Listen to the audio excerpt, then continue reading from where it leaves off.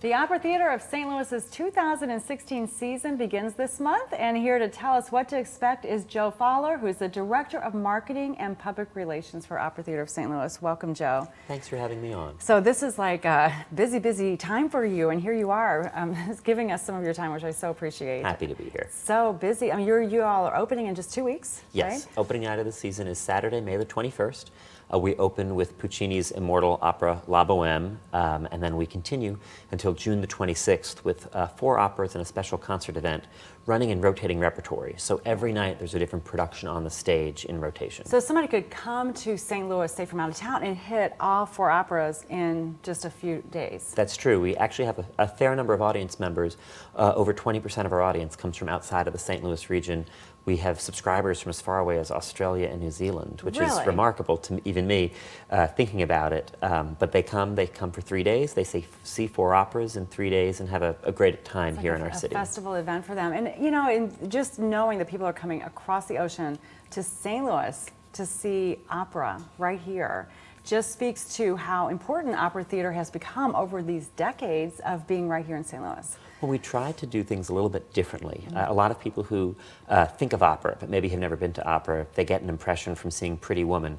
And it's true, you can come to the opera and you can have this life-changing event the way that Julia Roberts did, but you don't have to have that life-changing event in a multi-thousand-dollar gown or with jewelry that Richard Gere bought you. You can come casually as you are in a very sort of comfortable, accessible environment. Our theater is less than 1,000 seats. We perform at the Loretto Hilton Center in Webster Groves.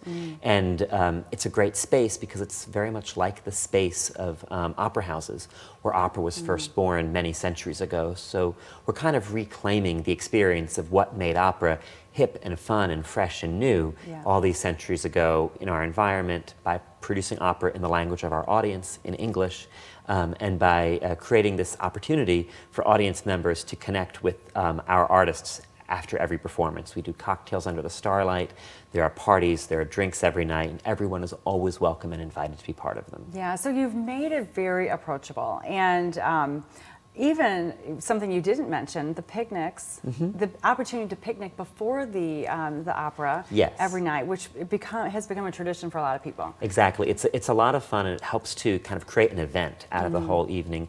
People can arrive as early as they like to begin picnicking if they bring their own, or they can order picnics from our box office directly and start dining 90 minutes or so before the performance.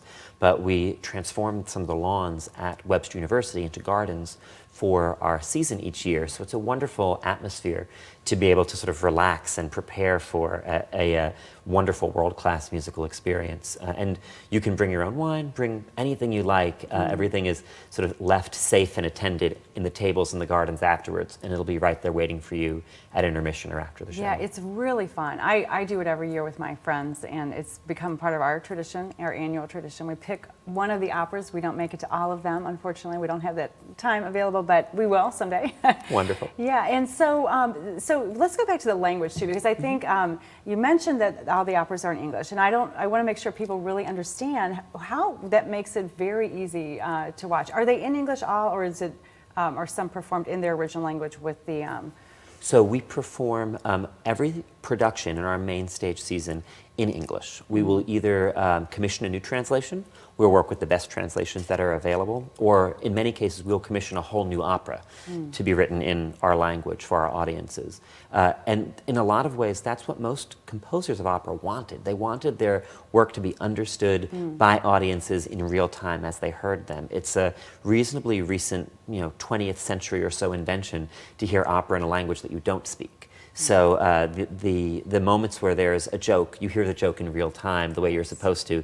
You don't have to crib, off a translation somewhere to understand what's happening. It's very much just like seeing, a great piece of theater that is sung and sung in your own language. Absolutely, very great. All right, so we're going to take a quick break, Joe. When we come back, we're going to talk about some pre-season events coming up this weekend. So we'll have more with Opera Theater of St. Louis after this. Please stay with us.